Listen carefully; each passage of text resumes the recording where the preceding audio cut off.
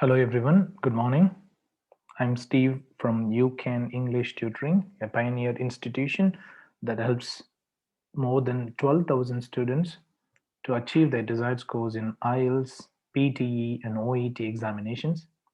In today's video, I would like to share the information on how we need to use the capital and small letters appropriately in OET letter.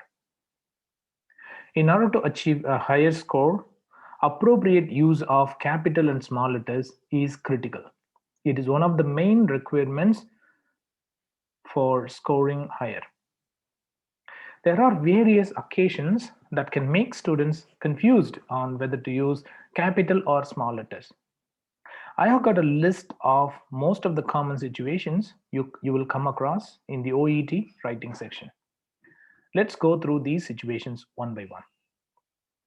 Firstly, it goes without saying that capital letters must be used for the first letter of first word of each sentence. For example, if he need to write down, he was admitted to the hospital a few days ago, you have to use capital H because this is the first letter of the first word. So in each sentence, the first letter of the first word must be in capital. Let's go to the second situation. The capital letters need to be used for all kinds of proper nouns, including the brand names of medications or registered trademarks. For example, Augmentin Duofort. This is a medication. This is not a chemical compound. So we need to use capital A, capital D, and capital F. For Panadol, it is a medication. So we have to use capital P. For Zyrtec, we need to use capital Z. And for Zocor, we have to use capital Z as well. And for Claritin, we have to use capital C. And for Urex, we have to use capital E. So these are the medications and registered trademarks. And as a result, we have to use capital letter for the first letter of each word. Okay, another situation is all kinds of chemical components. When you have to deal with these kinds of chemical components, you need to use them only in small letters. You have to use only the small letters when you have to explain them and you have to write them down. Look at these things. Glibenclamide. So G must be in small letter. Aspirin. Remember that aspirin starts with the small letter A, small a. Penicillin. It's again a chemical component. So you have to use small p. And the clavulanate. This is again a small c. Ramipril. Ramipril is a component. It's a compound, chemical compound. So you have to use small r. Metformin, it's again a chemical compound. Some people may get confusion of Ramipril and all these things with the medications. Medications and registered trademarks are different from the compounds or the components. So all the chemical components must start with the small letter only. Similarly, names of diseases or conditions always need to be written down in small letters. For example, heart attack. We have to use small h and small a. Okay. Head injury. We have to start with the small h and we have to use small I only. And then diabetes mellitus. Look at this. It must be small d and small m only. Headache needs to start with small h. So all names of diseases and conditions need to be written down in small letters. However, if you are going to write down these conditions or disease in the beginning of a sentence, I mean, if they are the first word of a sentence, then you have to use capital letter. Of course, it goes without saying anyway. Small letters should be used with all types of medical procedures as well. So do not use capital X-ray. That's wrong. So it's going to be small x and then hyphen and then ray.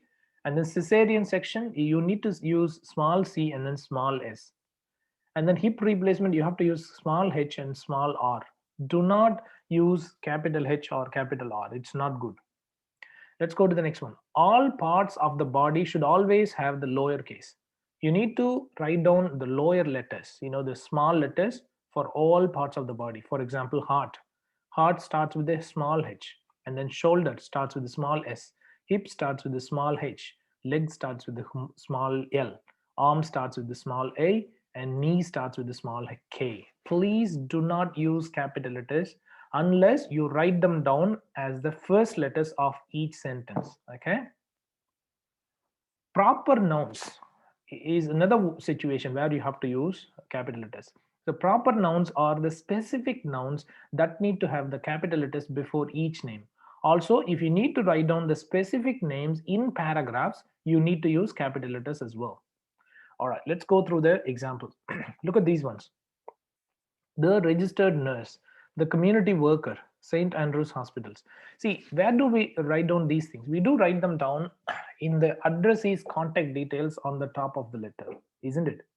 So when you have to write down the addressee's designation and then the addressee's organization plus the address and things like that, we have to use capital letters. The must have capital letter for T, and then R should be the capital letter for registered, and N must be the capital letter for nurse.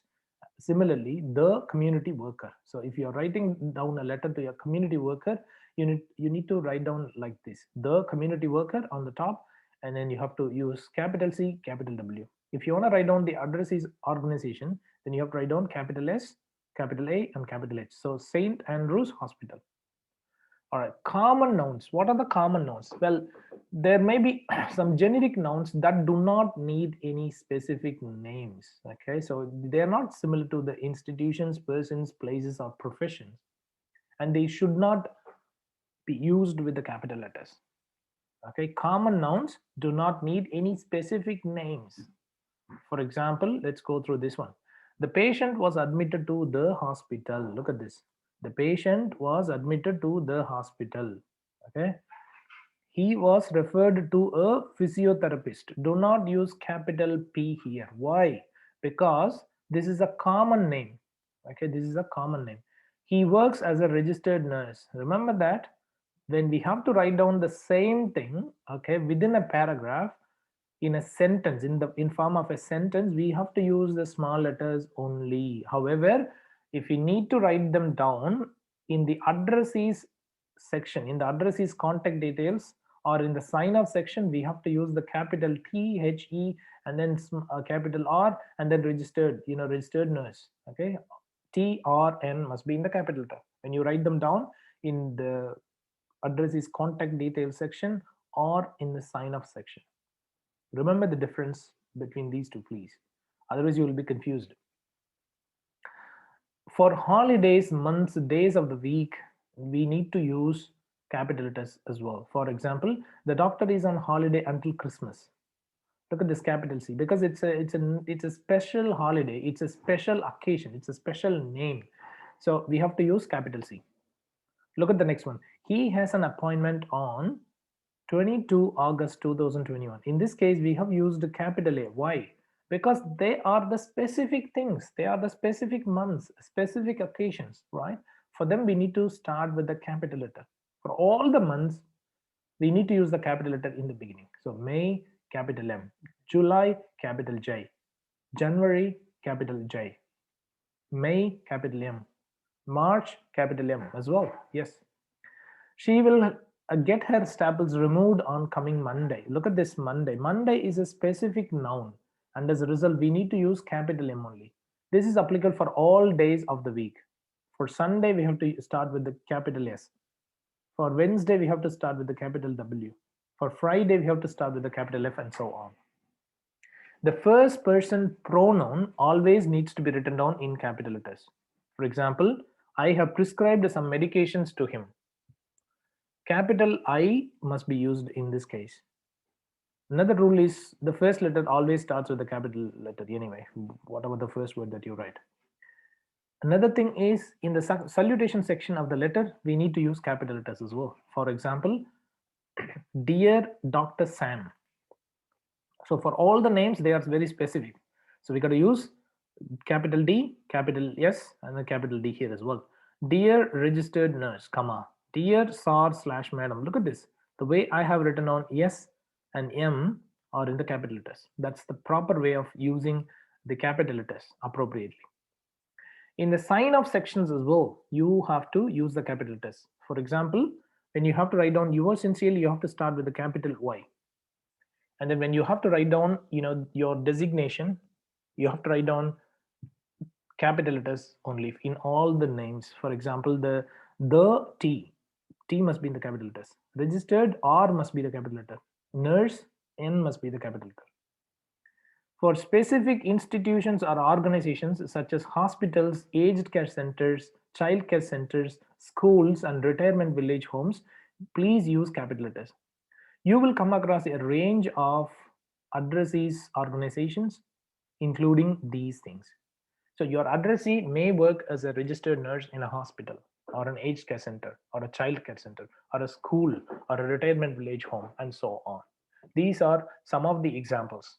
Okay, so you have to use only capital letters when you need to write down their names. Let me give you a couple of examples here. Look at this. Mr. James was admitted to Westmead Hospital a few days ago. This is a specific name. This is a specific noun. Okay, so we have to use capital W and then capital H. Okay, look at the same structure, but we use it in a different way. Look at this. Mr. James was admitted to our hospital a few days ago, or the hospital a few days ago. In this case, we don't use capital O or capital T, and we don't use capital H as well. Why it is so? Well, this is not the specific name. It's not a specific name. It's a common name. The hospital is a common name. It doesn't mention which hospital it is. So for all the common names, we need to use small letters only. And for the specific names, for example, Westmead Hospital, Blacktown Hospital, and so on, you have to use capital B, capital W, and so on. Okay. So you need to think about this. Why capital letters are used here?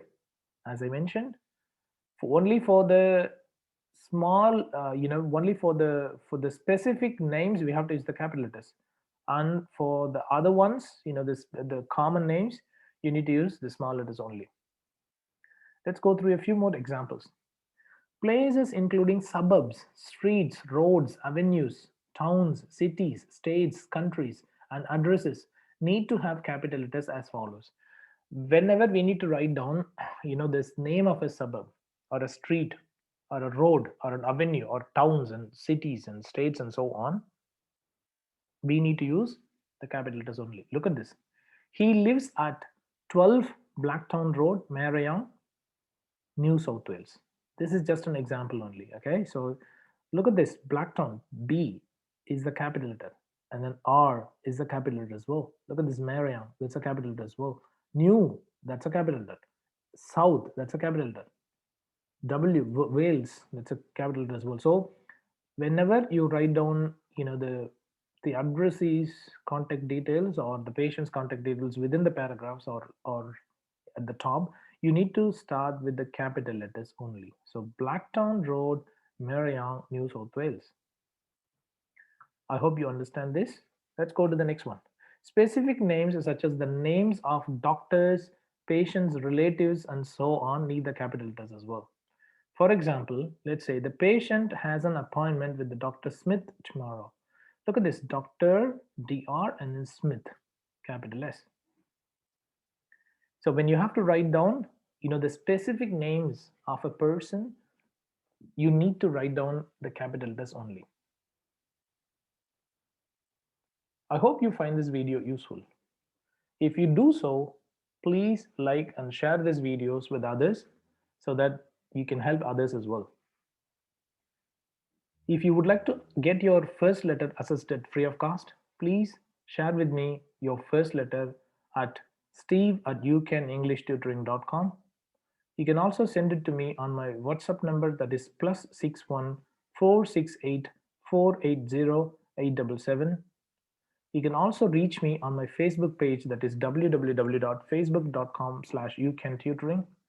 My website address is https://ucanenglishtutoring.com. I've been helping over 12,000 students in 3 different formats of the examinations, such as IELTS, OET, and PTE. If you would like to get this course in OET examinations, which is in line with the original OET exam, please contact me. Also, please subscribe to my YouTube channel to get regular notifications on a range of strategies, techniques, recent examination questions, and so on. I thank you so much for watching this video, and I really appreciate your time. Have a good day. Take care. Bye.